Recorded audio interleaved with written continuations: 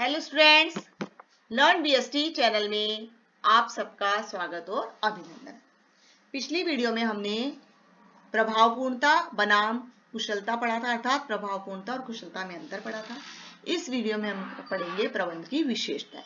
तो हमने जो पीछे प्रबंध की परिभाषाएं पढ़ी थी, उन परिभाषाओं से हमें कुछ इसकी आधारभूत विशेषताएं प्राप्त हुई और जिन्हें हम प्रबंध की आधारभूत विशेषताएं कहते हैं। यानी कुछ तत्वों का पता लगा और जिन्हें हम प्रबंध की आधारभूत विशेषताएं कहते हैं।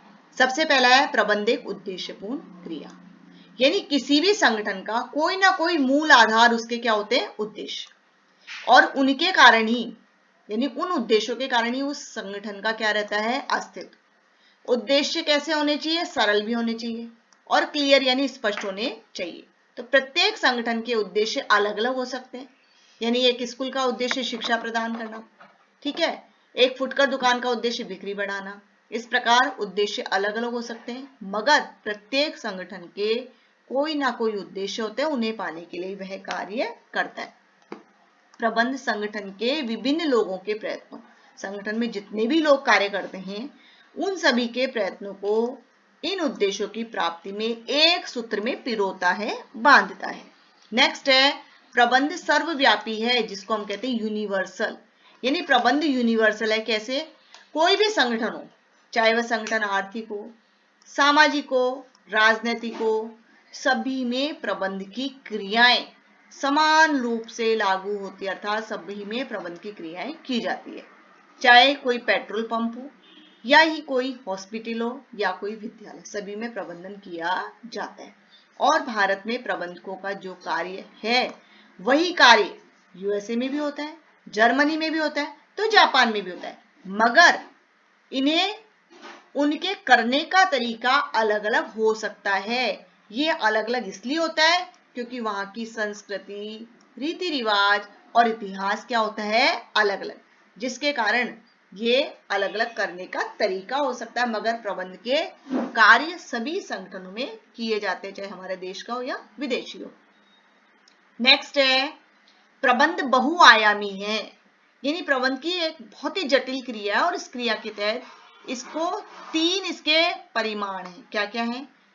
प्रबंध में कार्य किया जाता है तो कार्यों का प्रबंध, प्रबंध लोगों के द्वारा यानी लोगों को उससे द्वारा काम करवाने की कला है, इसलिए लोगों का प्रबंध किया जाता है, और साथ में प्रबंध के अंतर्गत यानी जो भी उस संगठन में कार्य किया जाता है उस कार्य का भी क्या किया जाता है, प्रबंध।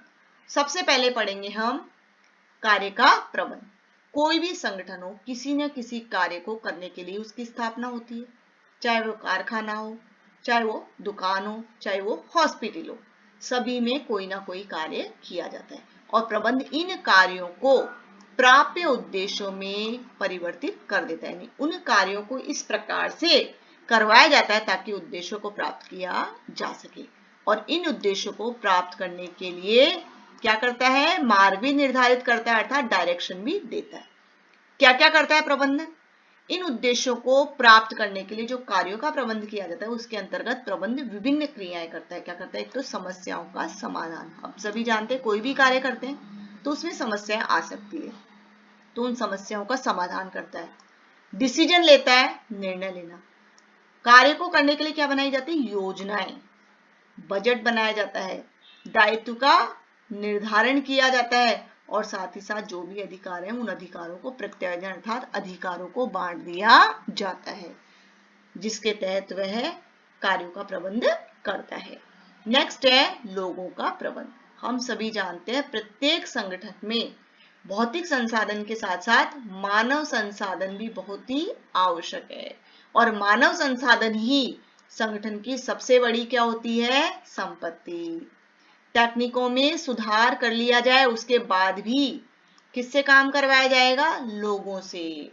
तो आज भी प्रबंधक का प्रमुख कार्य है लोगों से काम करवाना, और लोगों के प्रबंधन के दो पहलू हैं। नंबर एक, सबसे पहले तो कर्मचारियों को अलग अलग आवश्यकताओं और व्यवहारों के रूप में, व्यक्तियों के रूप में मानकर उनका व्यवहार, यानी प्रत्येक कर्मचारी की आवश्यकता अलग है और उसका कार्य करने का या उसका बोलचाल का या उसका रहन सहन का या उसके व्यवहार अलग अलग होता है। दूसरा, ये लोगों के साथ यानी सबका अलग अलग है, लेकिन उन सभी लोगों को क्या माने, एक समूह मानकर व्यवहार करता है। और प्रबंध लोगों की जो ताकत है, यानी उनमें जो पावर है, मानव संसाधन में जो पावर है, उस पावर को प्रभावी बना के और उनकी कमजोरियों को दूर करके, अप्रासंगिक यानी दूर करके, कैसे, प्रशिक्षण के द्वारा, ठीक है। तो कमजोरियों को अप्रासंगिक बनाकर संगठन के उद्देश्यों की प्राप्ति के लिए उनसे क्या करवाता है, कार्य करवाता है। इस प्रकार वो लोगों का क्या करता है, प्रबंध। नेक्स्ट है परिचालन का प्रबंध, यानी किस प्रकार से उस संगठन की क्रियाएं की जाए। कोई भी संगठन हो, उसका अस्तित्व किसी न किसी प्रोडक्ट को तैयार करने के लिए या सेवा प्रदान करने के लिए किया जाता है। इसके लिए वो एक ऐसी उत्पादन प्रक्रिया की आवश्यकता होती है जो आगत माल को उपभोग में बदलने के लिए आवश्यक निर्गत माल के बदले में आगत माल और तकनीक के प्रवाह को क्या करती है, व्यवस्थित। अर्थात प्रत्येक संगठन कोई ना कोई माल तैयार करता है, उत्पादित करता है या सेवा करता है। तो उस माल या सेवा को तैयार करने के लिए जो कुछ इसके पास रॉ मटेरियल, जो कुछ संसाधन है, उन संसाधनों के द्वारा वह रॉ मटेरियल को किस में बदलता है, उपभोग योग्य मटेरियल में। ये कार्य प्रबंध और लोगों के प्रबंधन के दोनों से ही क्या होते हैं, जुड़े होते हैं।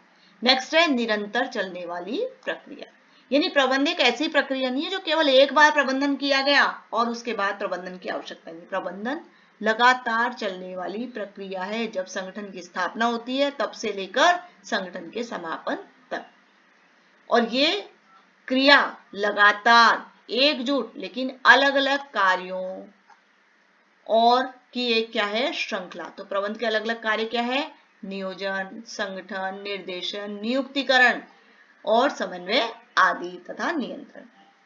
इन कार्यों को सभी प्रबंधक सदा यानी हमेशा साथ साथ निष्पादित करते हैं। यानी योजना बनाएंगे, योजना के बनाए बाद संगठन का निर्माण करेंगे, फिर डायरेक्शन देंगे, फिर लोगों को नियुक्त करेंगे। इस प्रकार ये सभी क्रियाएं साथ साथ निष्पादित की जाती है। जैसे हमने आगे उदाहरण में पढ़ा था कि नामची डिजाइनर कैंडल में स्मिता एक ही दिन में बहुत सारे कार्य करती थी। कभी वह लोगों से मिलती थी, कभी वह प्रोडक्ट तैयार करने वालों से मिलती थी, कभी वह विपणन करने वालों से मिलती थी। इस प्रकार प्रतिदिन वह अनेक कार्य करती थी और भविष्य के लिए योजनाएं बनाती थी। इस प्रकार प्रबंध के कार्यों में कार्यों की श्रृंखला क्या होती है, समन्वित होती है और ये लगातार सक्रिय रहते हैं। नेक्स्ट है प्रबंध क्या है, एक सामूहिक क्रिया, यानी प्रबंध एक व्यक्ति विशेष के द्वारा नहीं, एक व्यक्ति का नहीं, बल्कि एक समूह का प्रबंधन किया जाता है, इसीलिए सामूहिक क्रिया। क्योंकि संगठन में अलग अलग आवश्यकता वाले अलग अलग प्रकार के क्या होते हैं, लोग, और उन लोगों का क्या होता है, वो एक समूह।